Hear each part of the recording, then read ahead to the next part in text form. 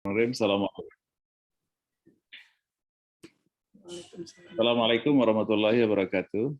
Waalaikumsalam. Assalamualaikum warahmatullahi wabarakatuh. Saudara-saudara sekalian, bahwa saya akan kembali mengutip namanya M. Watt, Montgomery Watt, bahwa Islam is not only a religion but also a civilization.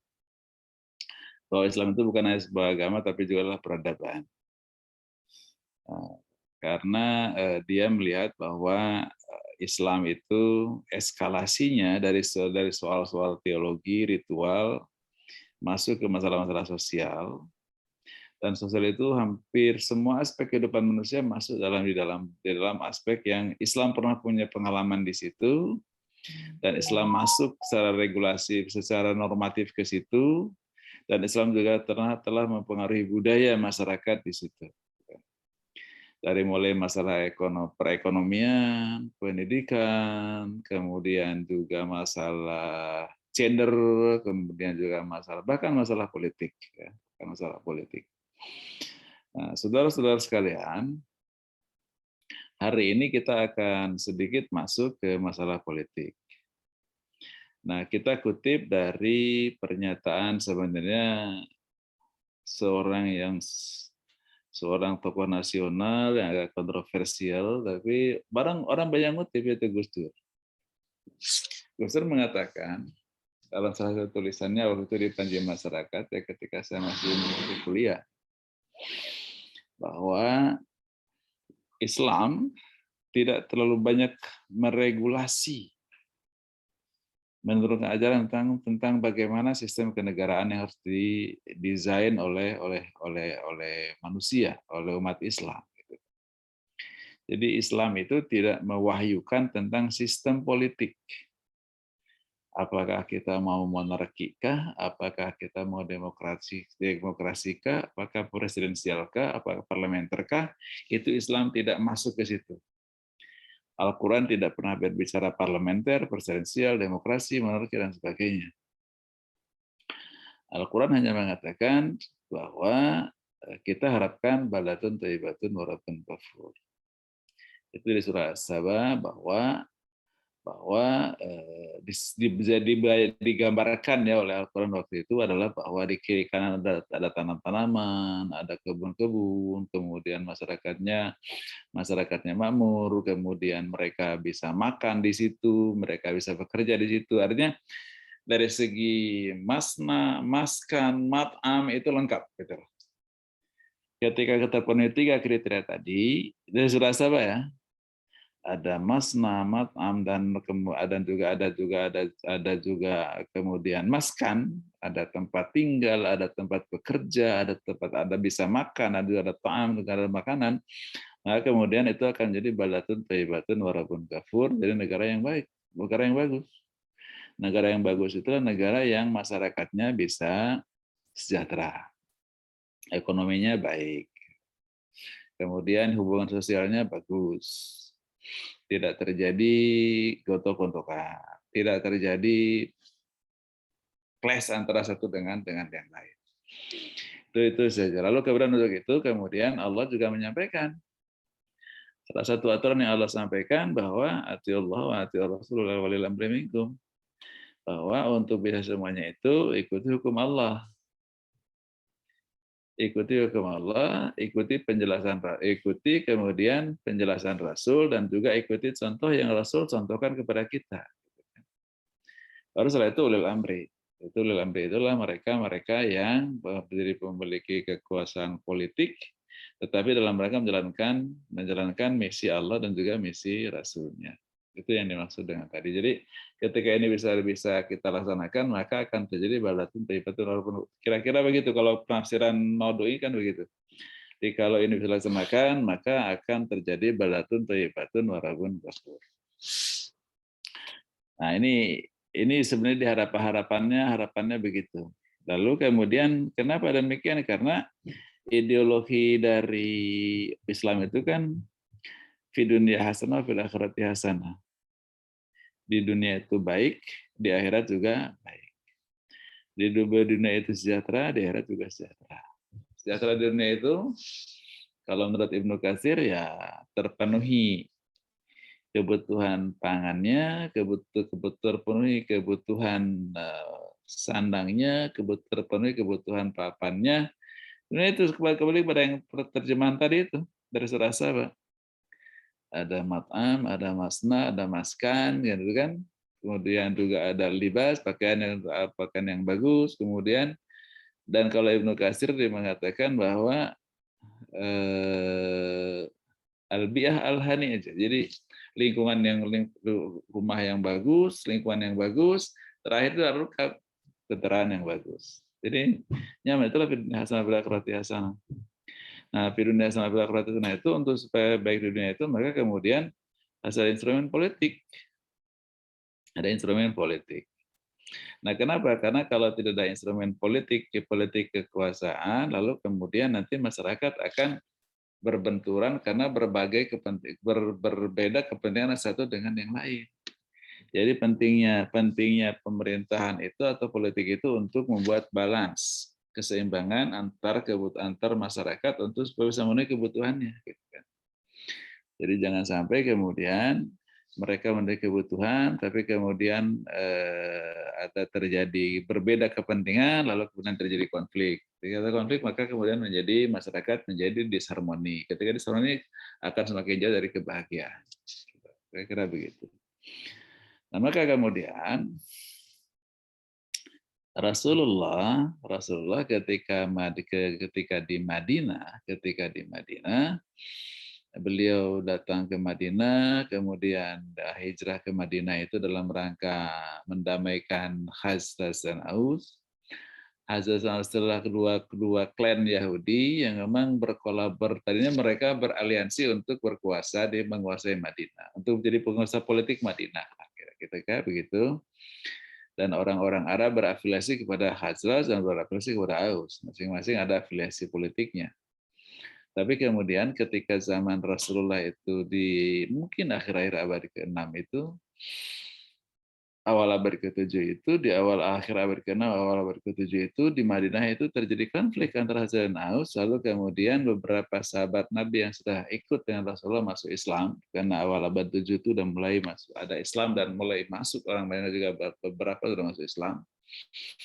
Lalu kemudian mereka mendatangi Rasulullah untuk datang ke Madinah untuk mendamaikan Khazraj dan Aus.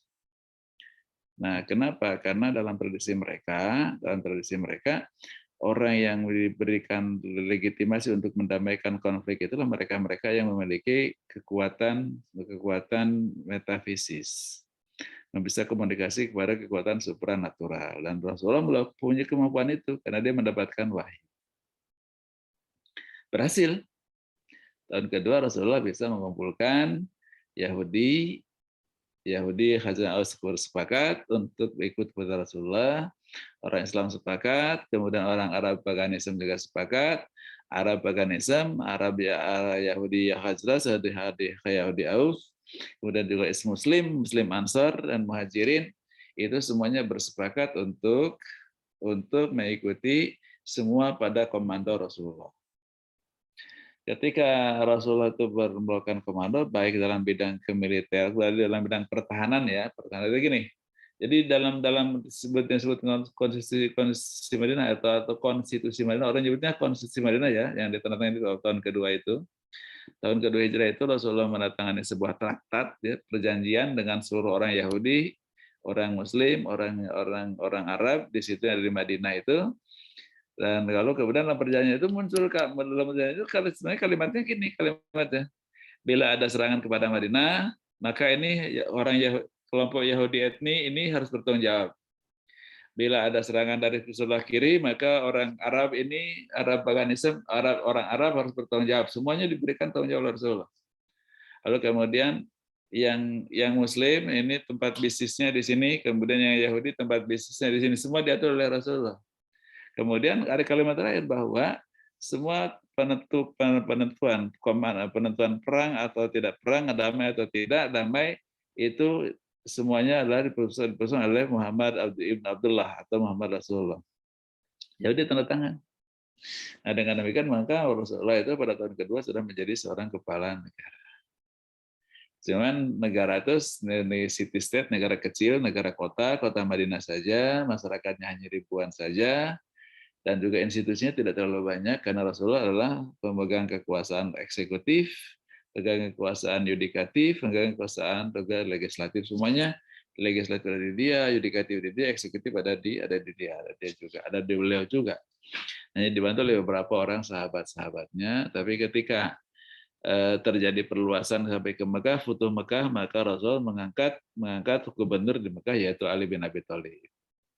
Ketika Rasulullah menguasai Yaman, maka Rasulullah mengutus gubernur ke Yaman yaitu Muaz bin Jabal. Jadi ada beberapa gubernur yang diutus oleh Rasulullah untuk jadi gubernur di daerah-daerah yang di luar kota Madinah. Itu artinya bahwa politik telah menjadi sebuah legacy dari kerasulan Muhammad. Berarti bahwa politik adalah sebuah legacy atau sebuah warisan sejarah yang dicontohkan oleh Rasulullah, gitu kan. Nah, karena Rasulullah itu adalah rasul, maka kemudian contohnya itu menjadi sesuatu yang irsyad. Jadi contoh kerasulan itu ketika dia ngurusin politik, gitu kan, maka contoh tersebut itu patut diteladani. Kenapa? Karena dia adalah irsyad, adalah petunjuk. Maka kemudian ya kita umat Islam ya harus masuk ke politik dan boleh masuk ke politik. Kenapa? Karena dengan politik itu kemudian negara sekecil apapun atau sebesar apapun bisa kita manage, bisa kita kelola. Untuk mencapai tujuannya adalah masyarakat yang sejahtera. Itu saudara. Jadi dari segi ajaran Allah tidak terlalu banyak masuk ke dalam model sistem politik, tapi Allah mempunyai keinginan yang besar. Balatu taibatun darabun kafur, instrumennya adalah ulil amri. Ulil amri yang mana yang harus kita taati? Ulil amri yang ati Allah wa ati Rasul. Itu kira-kira pemahaman dari Al-Qur'an. Contohnya mana? Contohnya Rasulullah pernah menjadi ulil amri dan juga dia menjadi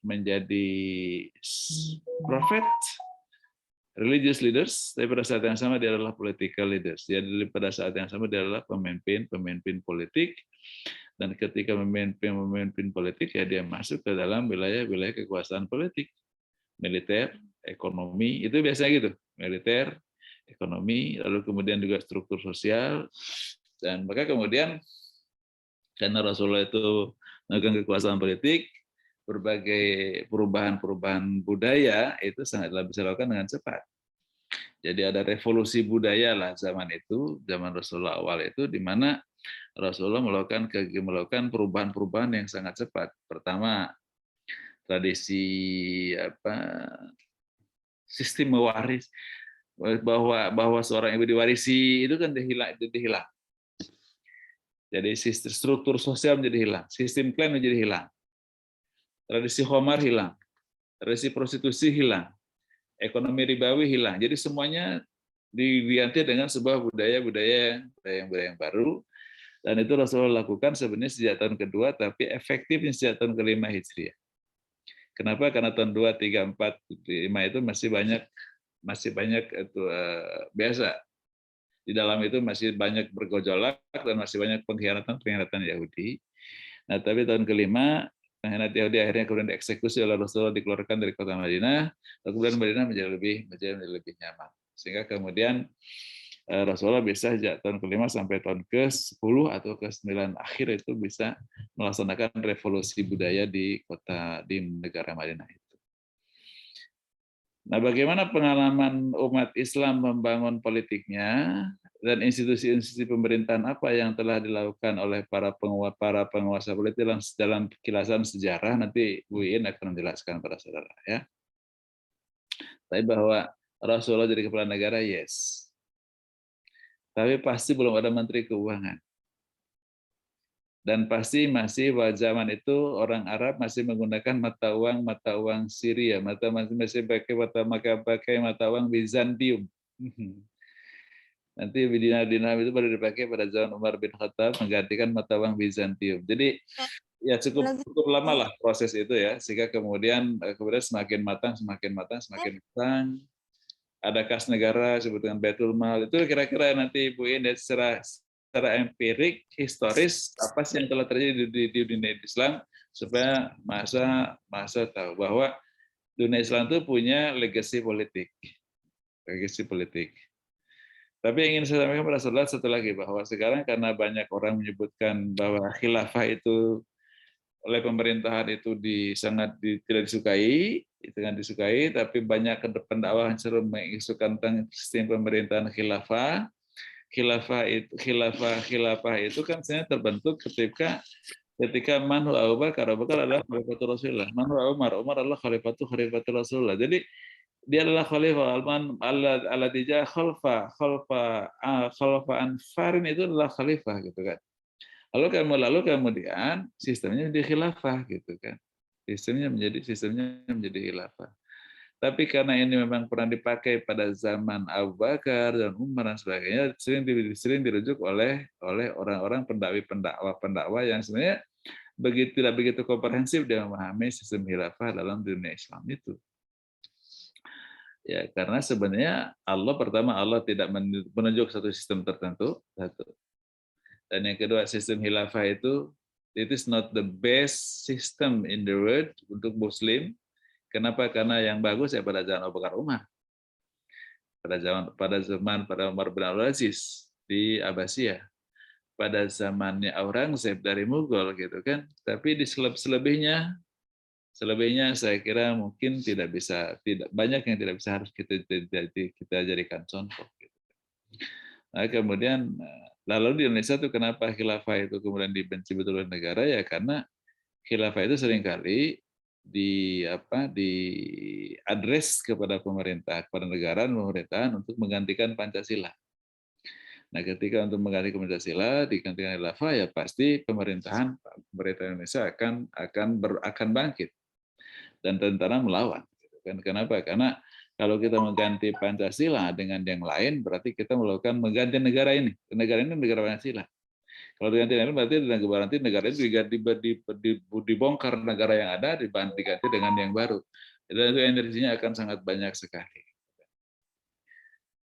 Dan kalau menurut saya dengan negara Pancasila ini, bahwa sekarang apa sih dari agama yang tidak bisa kita laksanakan? Semua bisa kita laksanakan. Sholat bisa kita laksanakan. Tidak ada orang larang sholat.